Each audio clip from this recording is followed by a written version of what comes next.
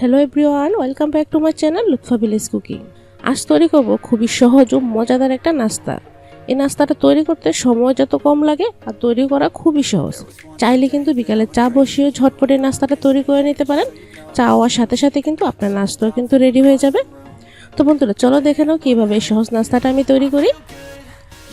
আর তোমাদের কাছে ছোট্ট একটা রিকোয়েস্ট রইল, ভিডিও দেখা শুরু করার আগে অবশ্যই একটা লাইক দিবে। আর তোমরা যদি কেউ আমার ছোট্ট ইউটিউব ফ্যামিলির নতুন বন্ধু হয়ে থাকো, তাহলে প্লিজ বন্ধুরা আমার চ্যানেলটাকে সাবস্ক্রাইব করে পাশে থাকা বেল আইকনটিও ক্লিক করে রাখবে।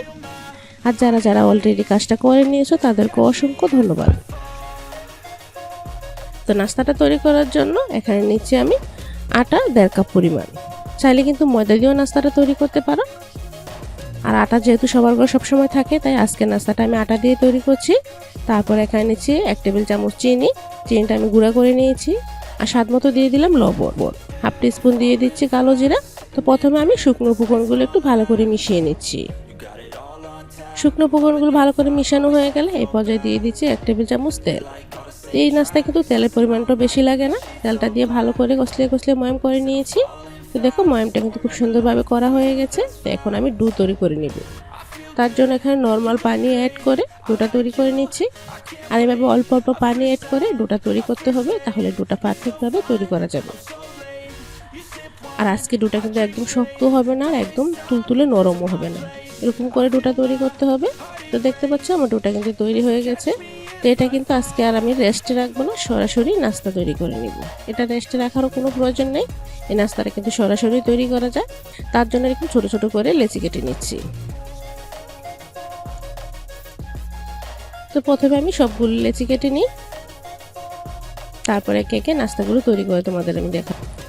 তো সবগুলো লেচি তৈরি করা হয়ে গেছে, সবগুলো লেচি কেটে নেওয়া হয়ে গেছে। এখন একটা লেচি নিয়ে কিছুটা আটা লাগিয়ে ভালো করে বেলে নিচ্ছি। তো রুটিটা কিন্তু একদম পাতলা করে বেলতে হবে। এই নাস্তার ক্ষেত্রে কিন্তু রুটিটা যত পাতলা হবে নাস্তাটা তত বেশি ক্রিস্পি হবে আর খেতে বেশি মুচমুচে হবে। তো দেখো, রুটিটা কিন্তু বেলা হয়ে গেছে।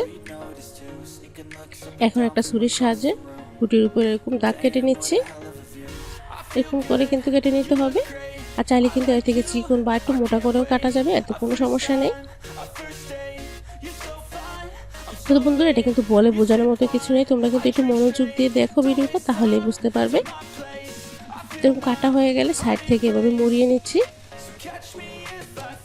তো মুড়িয়ে কিন্তু দুটো সাইডের মাথার অংশটা এবার ভালো করে চেপে দিতে হবে, তাহলে খুব সুন্দরভাবে জুড়ে যাবে। তো দেখ, কয়েকটা নাস্তা কমপ্লিট। এভাবেই আমি সবগুলো নাস্তা তৈরি করে নেব। সবগুলো নাস্তা তৈরি করা হয়ে গেছে।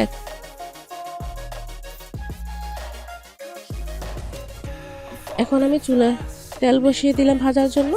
আর তেলটা একটু হালকা গরম থাকা অবস্থায় কিন্তু আমি নাস্তাগুলো দিয়ে দিচ্ছি ভাজার জন্য।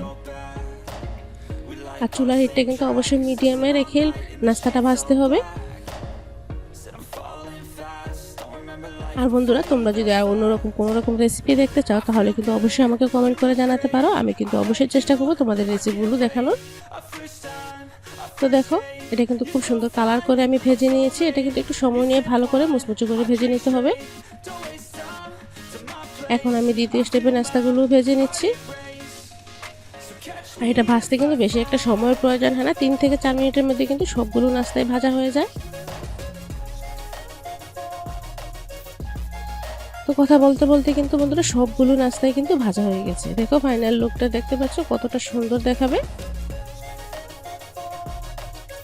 আর সহজ রেসিপিতে আছে নাস্তা রেসিপিটা তোমাদের ভালো লাগলে প্লিজ বন্ধুরা লাইক কমেন্ট শেয়ার করতে ভুলবে না। আর তোমাদের ছোট্ট একটা লাইক এবং কমেন্ট আমাকে কিন্তু অনেক দূরে এগিয়ে যেতে সাহায্য করবে, আর নতুন নতুন ভিডিও তৈরি করতে আমাকে আগ্রহী করবে। তা আজ এখানেই শেষ করছি, পরবর্তী ভিডিওতে আবারও দেখা হবে। আল্লাহ হাফেজ, আসসালামু আলাইকুম।